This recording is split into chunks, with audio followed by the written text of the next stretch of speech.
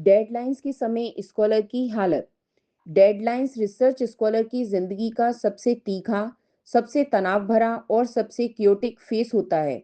Normal दिनों में काम थोड़ा स्लो भी चले तो गिल्ट मैनेजेबल रहता है, लेकिन जैसे ही डेडलाइन नज़दीक आती है स्कॉलर की हालत पूरी तरह बदल जाती है। अचानक ऐसा लगता है कि जो भी काम पूरा होना चाहिए था वो सब एक साथ याद आ जाता है। जो डेटा अभी तक क्लीन नहीं हुआ, जो फिगर अभी तक बनी ही नहीं, जो एनालिसिस पेंडिंग है, जो रेफरेंसेस अभी तक मिसिंग है, हर चीज एक साथ दिमाग पर चढ़ जाती है। डेडलाइन के टाइम स्कॉलर की रूटीन सबसे पहले टूटती है।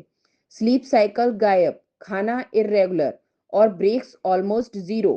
रात के 2-3 बजे तक बैठे रहना आम बात हो जाती है। लैपटॉप पर लगातार घंटे गुजारने के बाद थकान की वजह से आंखें भारी हो जाती हैं, लेकिन दिमाग फिर भी कहता है एक और सेक्शन बस, फिर खत्म। और ये एक और सेक्शन रात भर चल जाता है। कॉफी टी कंजप्शन एकदम पीक पर पहुंच जाती है और स्कॉलर्स खुद को कन्विंस करते हैं कि डेडलाइन के बाद आराम कर लूंगा, लेकिन वो डेडलाइन कभी खत्म होने का नाम ही नहीं लेती।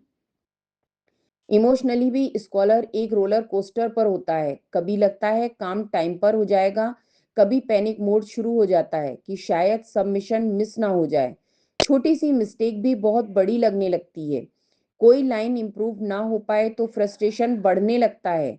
बार बार रेफरेंस चेक करना, फिगर्स को एडजस्ट करना, टेम्पलेट मैच करना और फॉर्मेटिंग एरर्स ढूंढना, ये सब मिलकर डेडलाइन के दिनों को बेहद ओवर ब्लेमिंग बना देते हैं। स्कॉलर को लगता है कि जैसे पूरा रिसर्च करियर इसी एक डेडलाइन पर डिपेंड करता है। स्ट्रेस इतना बढ़ जाता है कि स्कॉलर्स को खुद पर शक होने लगता है।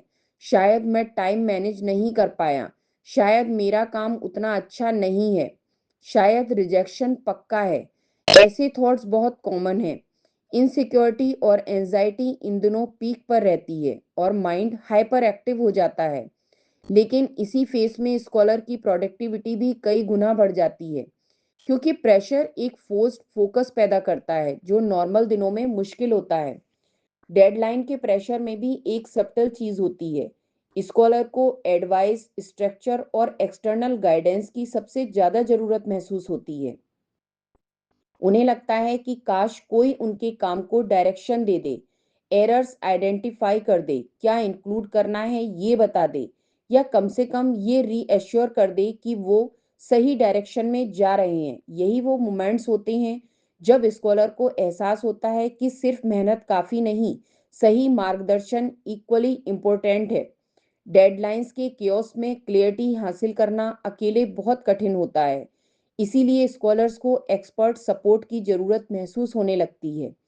आखिर में डेडलाइन चाहे कितनी स्ट्रेसफुल क्यों ना हो, स्कॉलर्स समहाउ उसे क्रॉस कर ही लेते हैं।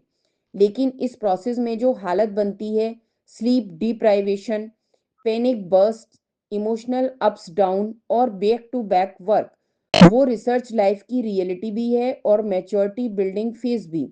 डेडलाइंस स्कॉलर्स को टफ बनाती है, डिसिप्लिन्ड बनाती है और सबसे जरूरी, यह एहसास कराती है कि रिसर्च में सही समय पर सही गाइडेंस उन्हें कितना बड़ा फर्क दे सकता है।